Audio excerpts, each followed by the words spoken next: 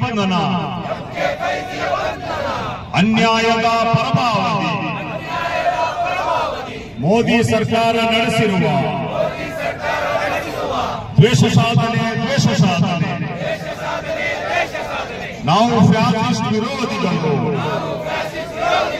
ಸಂವಿಧಾನದ ವಾಹಕರು ಮಾನವ ಹಕ್ಕಿನ ಪ್ರತಿಭಾ ಪ್ರಜಾಪ್ರಭುತ್ವ ಹೊಡೆಯುತ್ತಿದೆ ಸರ್ವಾಧಿಕಾರ ಎಸಗುತ್ತಿದೆ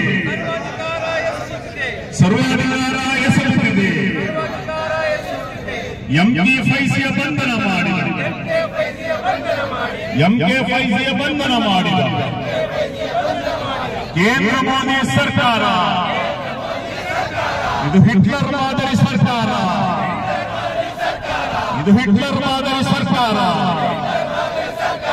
ಇದು ದ್ವೇಷ ಸಾಧಿಸುವ ಸರ್ಕಾರ ಇದು ಫ್ಯಾಸಿಸ್ಟರ ಸರ್ಕಾರ ಎಂಕೆ ಫೈಜಿಯ ಬಂಧನ ಮಾಡಿ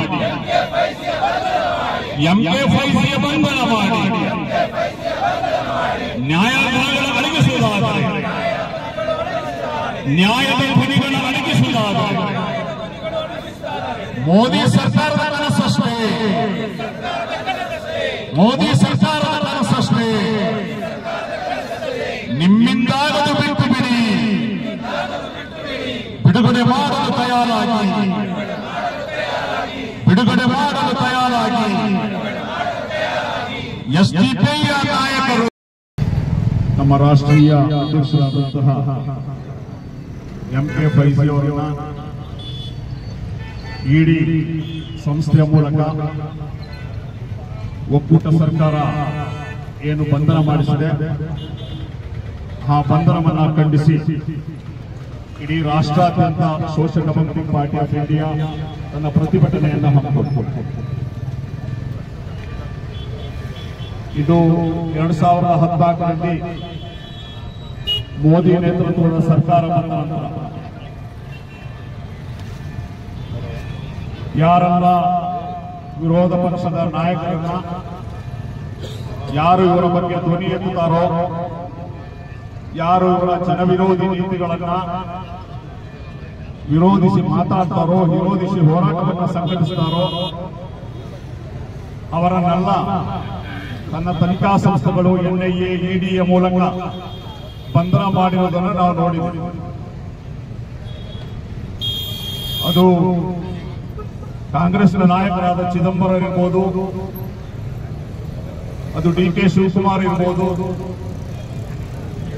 ಆಮ್ ಆದ್ಮಿ ಪಾರ್ಟಿ ಅರವಿಂದ್ ಕೇಜ್ರಿವಾಲ್ ಇರ್ಬೋದು, ಅದೇ ರೀತಿ ಹಲವಾರು ನಾಯಕರನ್ನ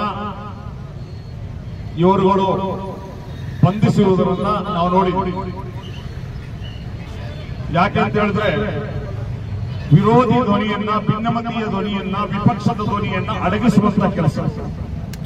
ಇದು ರಾಜಕೀಯ ಅಲ್ಲ, ಇದು ರಾಜಕೀಯದ ಕುತಂತ್ರ. ನೇರವಾಗಿ ಸಿದ್ಧಾಂತದ ಮೂಲಕ ರಾಜಕೀಯ ಮಾಡದ, ಸಿದ್ಧಾಂತದ ಮೂಲಕ ಎದುರಿಸದ, ಪ್ರಶ್ನೆಗಳನ್ನು ಉತ್ತರಿಸಲಾಗದ ಹೇಳಿ ಸರ್ಕಾರಗಳು ಮಾತ್ರ ಇದನ್ನು ಮಾಡಲಿಕ್ಕೆ ಸಾಧ್ಯ ಅಂತ.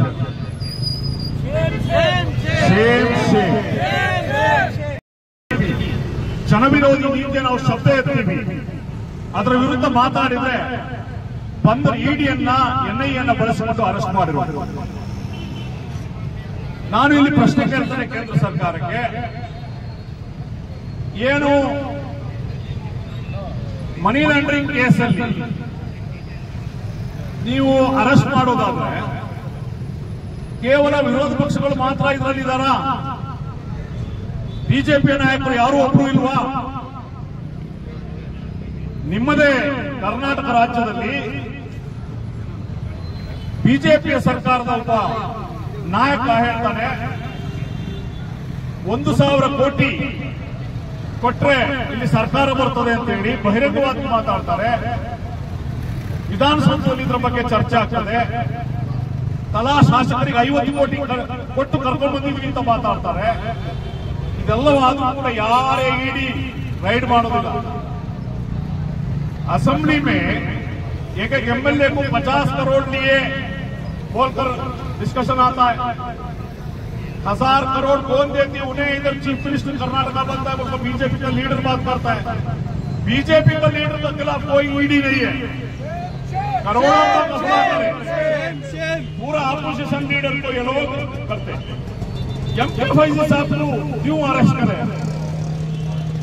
एमके फैजी साहब को इसलिए अरेस्ट करे जो वक्फ बिल का खिलाफ पूरा मुल्क में एसडीपीए थोड़ा इंतजार शुरू करे, उस इंतजार को दबाने का कोशिश की, क्योंकि ये पुराना केस है.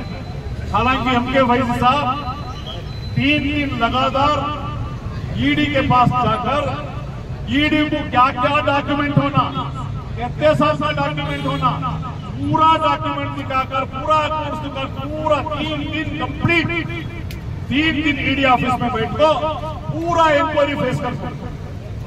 उसके बाद ही अगर ये टाइम में हो रहा बोला तो एक ही किया तो वक्फ बिल का खिलाफ जो हम लोग भी जो इंतजार पूरा मुल्क में ऑर्गेनाइज कर रहे हैं, इसके दबाने के लिए कोशिश कर रहे हैं.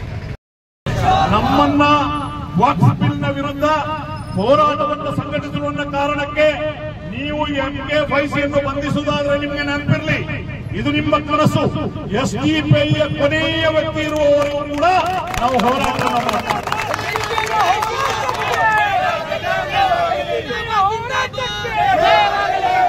एसडीपीआई का आखिरी कारकुन अगर बचा है वो भी आवाज उठाए।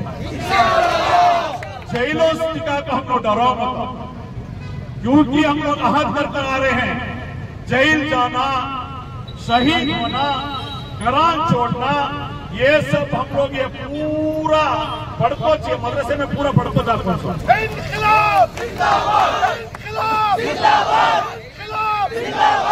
ಜೈಲಿನ ಮೂಲಕ ಬಂಧನದ ಮೂಲಕ ನೀವು ಹೆದರಿಸುವುದಾದ್ರೆ ಆ ಹೆದರಿಕೆಯನ್ನು ನಾವು ಒಬ್ಬರು ನಮಗೆ ಗೊತ್ತಿದೆ.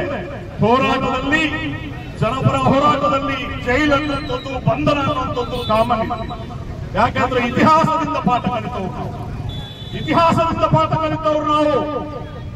ಈ ದೇಶಕ್ಕೆ ಬ್ರಿಟಿಷರಿಂದ ಸ್ವಾತಂತ್ರ್ಯ ಸಿಗಲಿಕ್ಕೆ 190 ವರ್ಷಗಳ ಸುದೀರ್ಘ ಹೋರಾಟ ನಡೆದಿದೆ ಅನ್ನೋದನ್ನ ಇತಿಹಾಸದಿಂದ ಪಾಠ ಕಲಿತವರು ನಾವು.